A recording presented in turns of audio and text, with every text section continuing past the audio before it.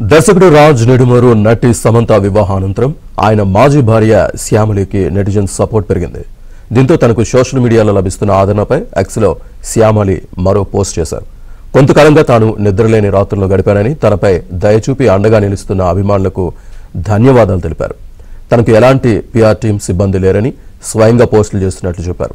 తనపై అభిమానం చూపుతున్న వారందరికీ ఆరోగ్యం, ఆనందం, శ్రేయస్సు కలగాలని శ్యామలి ట్వీట్ చేశారు.